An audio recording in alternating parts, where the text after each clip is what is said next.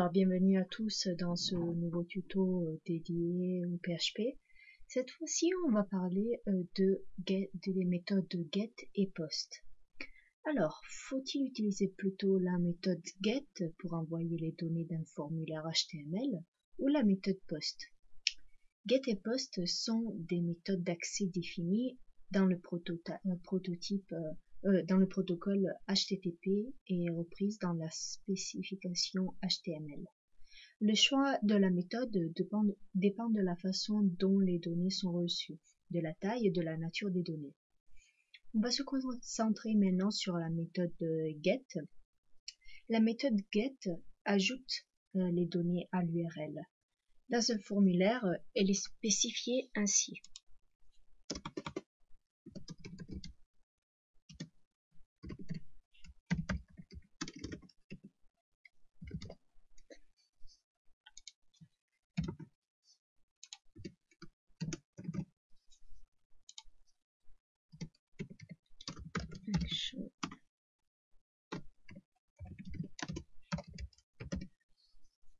Page.html. Évidemment, cette page, je n'ai pas encore créée. Avec cette méthode, les données du formulaire seront encodées dans une URL. Celle-ci est composée du nom de la page du script à changer avec les données du formulaire empaquetées dans une chaîne. Les données sont séparées de l'adresse avec le point d'interrogation et avec le symbole E. Celui-ci.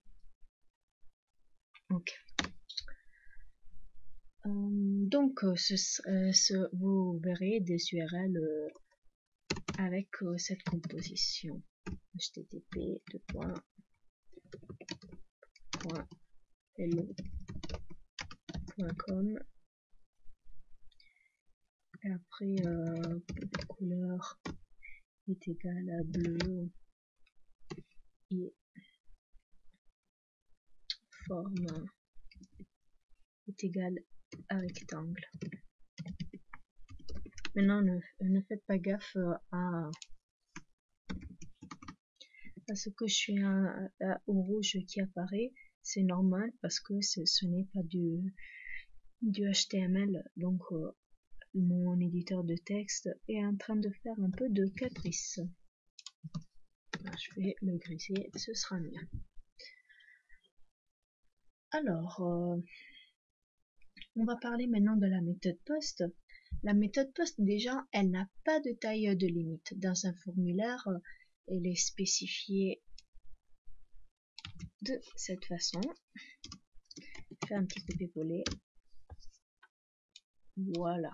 Au lieu de get, on va mettre post. Et ici, on mettra notre formulaire. Elle envoie un in-tête et un corps de message au serveur.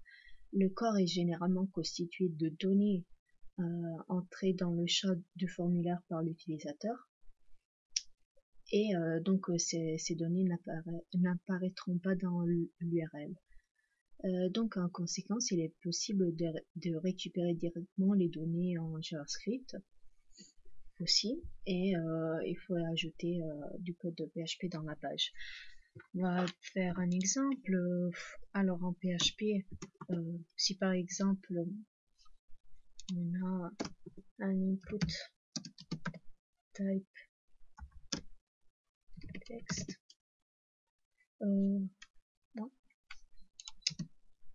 avec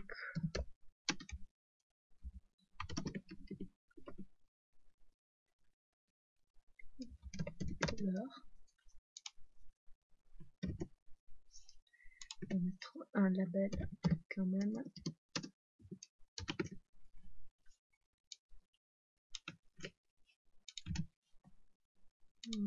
For couleur, entrer une couleur. On va faire la même chose pour une fois.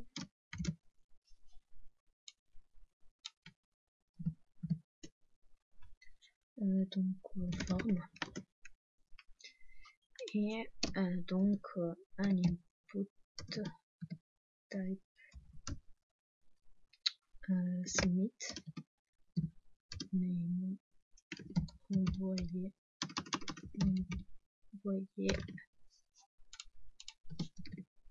et value envoyer.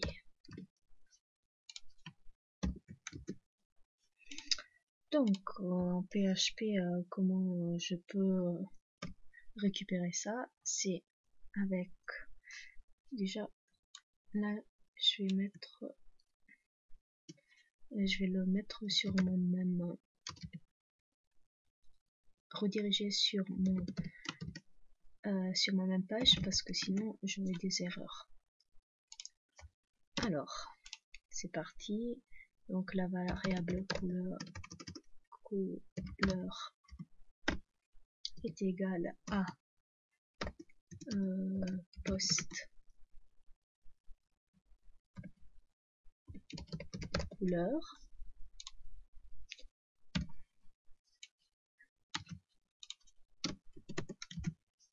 et forme pareil. Au lieu de faire comme ça, j'aurais pu faire un extract post. Et je vais vous l'expliquer une autre fois. Donc maintenant, est-ce que c'est vraiment nécessaire en JavaScript? On va le faire directement. Votre couleur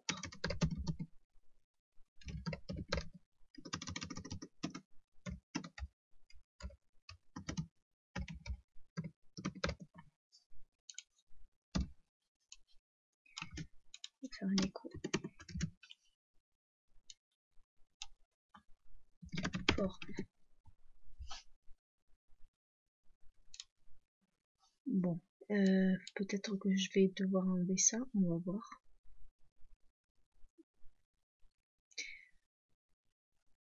Oui. Oui. Déjà, assez forme. Alors pourquoi il me dit ça? C'est parce que moi j'ai pas une variable couleur, je l'ai pas définie. Donc je dois attendre que mon formulaire soit envoyé. Comment on le dit? Je vais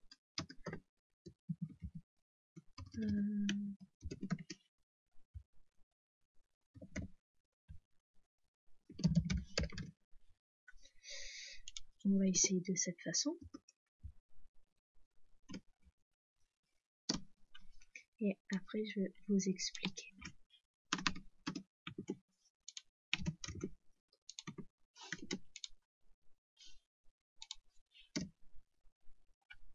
Et continue. Pourtant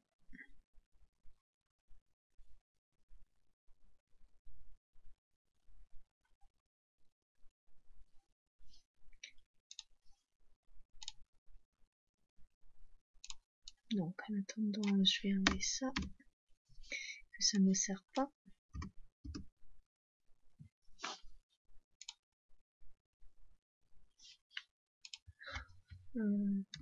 Test. Voilà, maintenant fonctionne.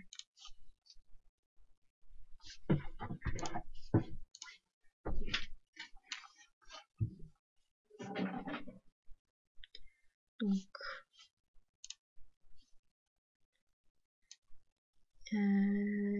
if set couleur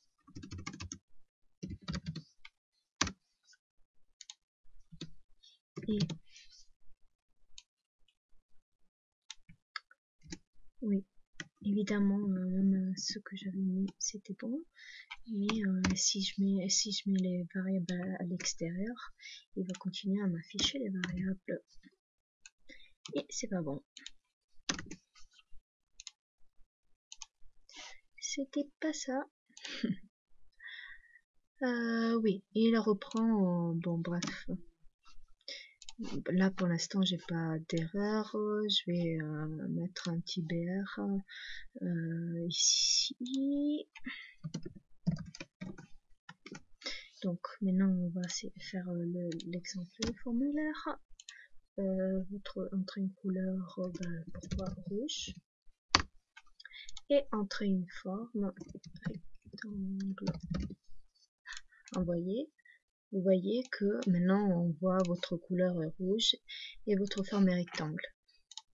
Alors moi je vais utiliser une condition, donc if set, donc si on a posté dans envoyer, si on a cliqué sur envoyer, donc chaque fois on doit faire référence au name. Vous voyez même ici quand j'ai créé mes variables, j'ai repris le même nom qu'il y a écrit dans name. Ok, cela veut dire si on a cliqué sur envoyer, on peut rajouter un, si ça existe, on va rajouter couleur.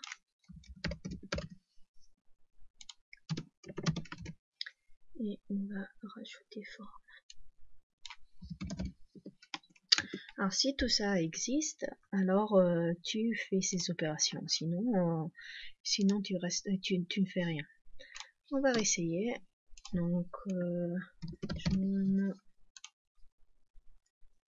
cercle. Et voilà, nickel.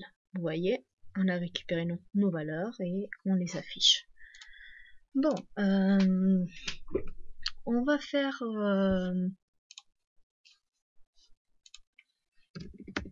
attendant, je vais voir si, voilà, je vais vous expliquer un peu mieux qu'est-ce que c'est l'ISET. Donc détermine si une variable est définie et différente de nul. Donc si une variable est bien vraie. Donc voilà. Si cette variable existe, donc je peux l'afficher. Et c'est ce qu'on a fait en gros. Avec la variable, la méthode post, on encadre les valeurs qu'on veut qu'elles soient pas vides et après on fait notre petite fonction. Voilà, la prochaine fois, je ne sais pas qu'est-ce qu'on va faire. De toute façon, on va continuer un petit peu avec, ou on va continuer avec les formulaires, ou je vais commencer à vous expliquer carrément la base de données, comment on crée une base de données. Comme ça, vous pourrez vous amuser à créer des formulaires un peu plus complexes et on pourra commencer vraiment à comprendre comment créer un espace membre, je sais pas, créer un article, tout ça, faire un CRUD. Un CRUD, c'est justement une façon de gérer les articles, par exemple ajouter, mettre à jour, effacer. C'est ça un CRUD. Je vais y penser. En attendant, je vous souhaite une très bonne journée.